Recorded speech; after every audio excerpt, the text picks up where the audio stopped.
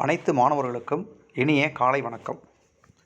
வேதியியலில் காற்று அப்படிங்கிற பாடம் முழுமையாக முடிச்சிருக்கோம். மதிப்பீடுதலில் first Roman, second Roman, third Roman வரைக்கும் நாம் ஆன்சர் பார்த்துருக்கோம்.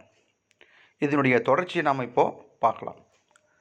ஃபோர்த்து ரோமனில் சுருக்கமாக விடையளி, அதுவும் ஃபிஃப்த் ரோமனில் விரிவாக விடையளி.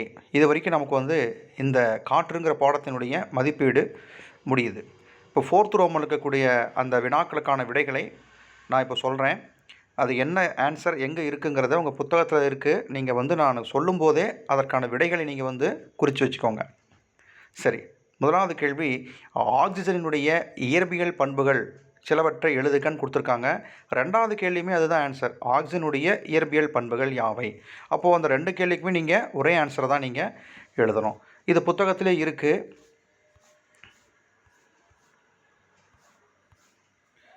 இங்கே இருக்குது பாருங்கள். ஆக்சிஜனுடைய இயற்பியல் பண்புகள் என்னென்ன பாயிண்ட் கொடுத்துருக்காங்க. ஆக்சிஜன் நிறமற்ற, மணமற்ற, சுவையற்ற ஒரு வாயு.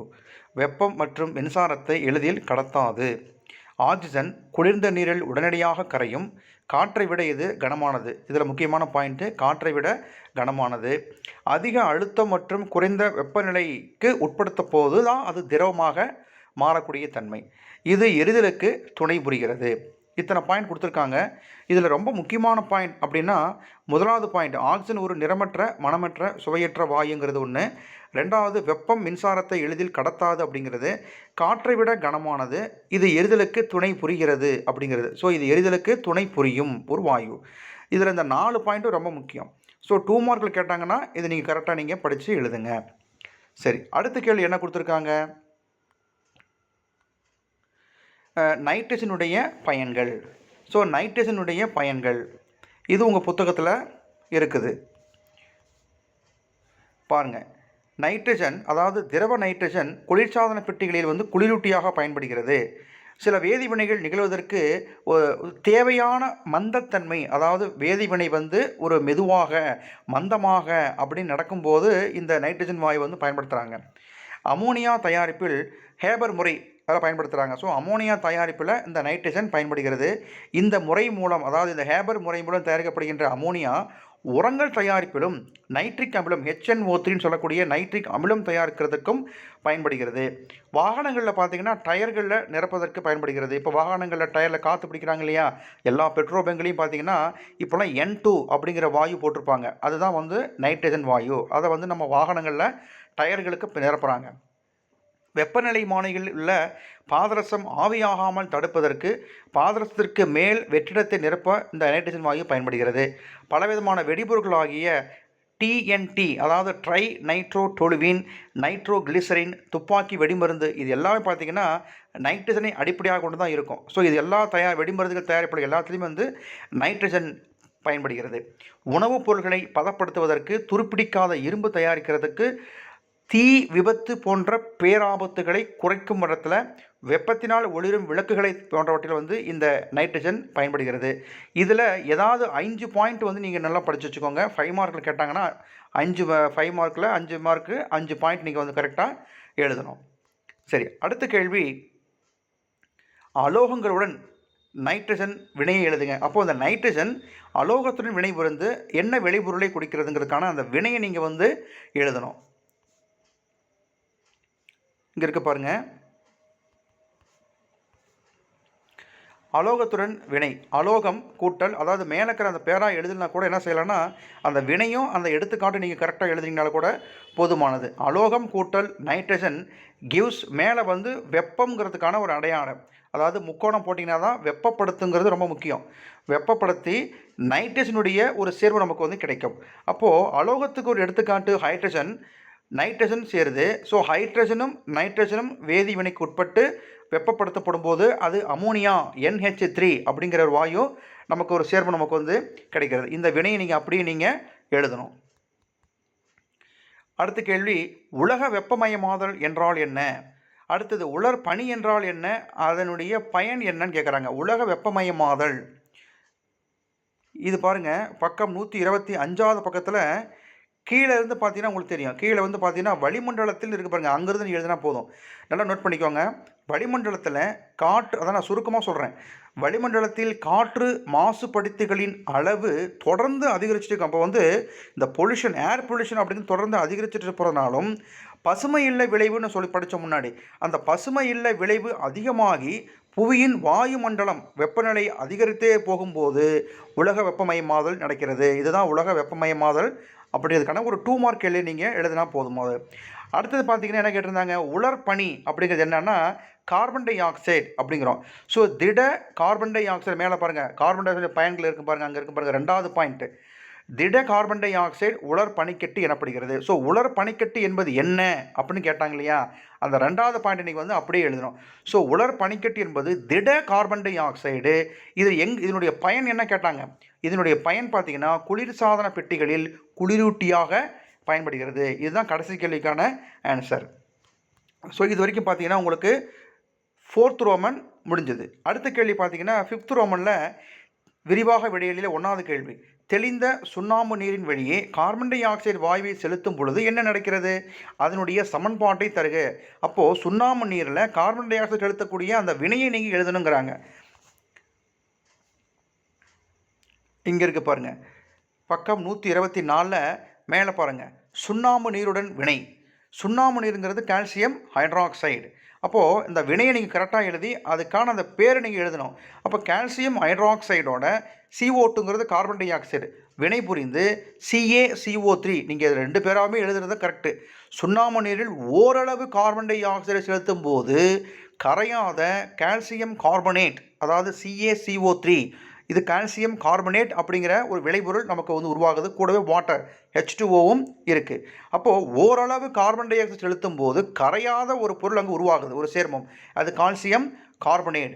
இப்போ தொடர்ந்து கார்பன் டை ஆக்சைடு வந்து அதிகளவு நாம் வந்து இந்த சுண்ணாம்புகள் செலுத்தும் போது பால் போல தோன்றி பின்னர் மறைகிறது. ஏன் அது மறையுது அப்படின்னா அங்கே ஒரு புதுசாக ஒரு பொருள் அங்கே உருவாகுதுங்கிறாங்க. என்ன பொருள்னா கரையக்கூடிய கால்சியம் ஹைட்ரஜன் கார்பனேட், அதாவது CaHCO3 ட்வைஸ். நல்லா எழுதி போடணும் அந்த ஃபார்முலா.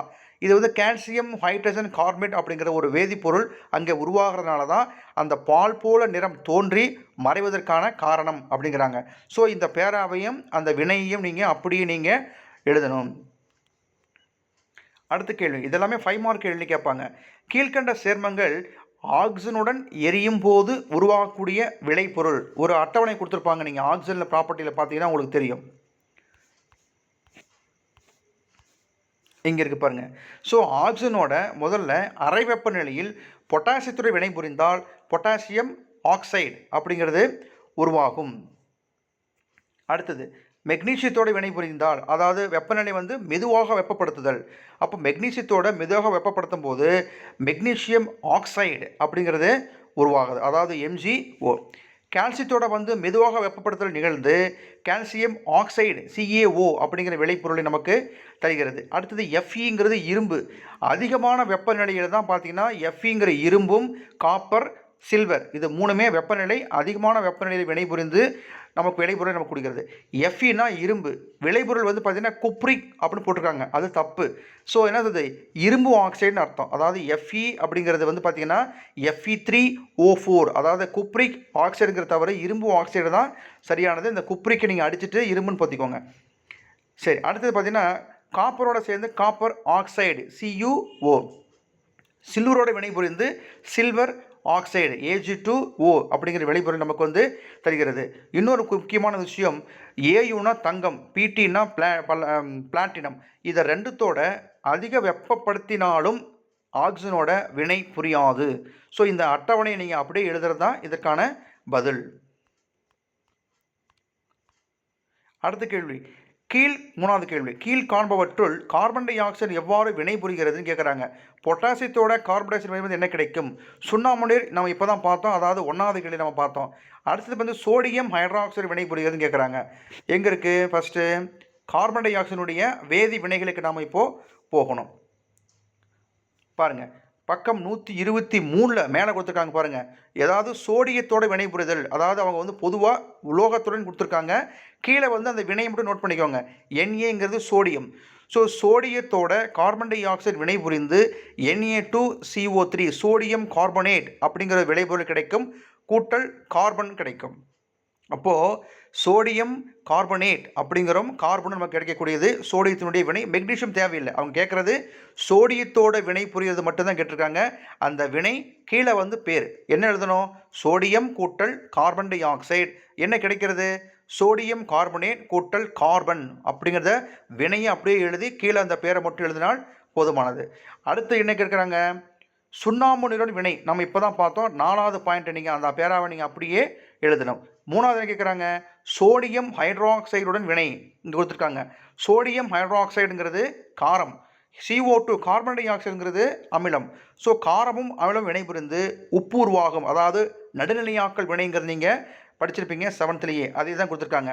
ஸோ ஒரு உப்பு உருவாகுது, கூடவே நீர் உருவாகிறது. ஸோ சோடியம் ஹைட்ராக்சைடு கூட்டல் CO2 carbon di oxide gives sodium carbonate கூட்டல் நீர் H2O. இதனை எழுதினால் போதுமானது. அப்போ அந்த கேள்விக்கு என்ன கேட்குறீங்க, சோடியத்தினுடைய வினை இது எழுதுங்க. அடுத்து பார்த்தீங்கன்னா சுண்ணாம்பு வினை இங்கே எழுதிக்கோங்க. 4வது பாயிண்ட்டு சோடியம் ஹைட்ராக்சைடோட வினை மேலே நீங்கள் எழுதுங்க. ஸோ இந்த 3மே ஆன்சரு இதுதான்.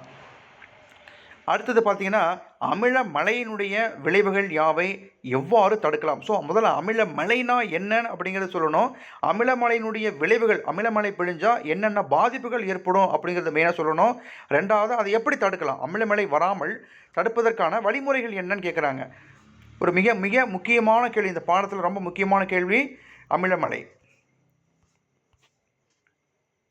பாருங்கள் இங்கே கொடுத்துருக்காங்க அமிலமழையினுடைய விளைவுகள், அந்த பாயிண்ட் மட்டும் நீங்கள் எழுதினால் போதுமானது. 5 மார்க் கேள்வி பொறுத்த வரைக்கும் 5 பாயிண்ட் நீங்கள் எப்பவுமே நல்லா படித்து வச்சுக்கோங்க.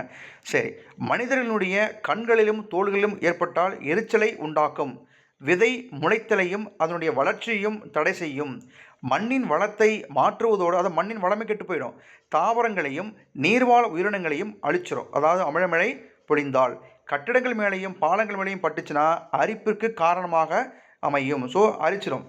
ஸோ இதெல்லாம் அமிலமழையினுடைய விளைவுகள். சரி, இந்த அமிலமழையை நம்ம எப்படி தடுக்கலாம்,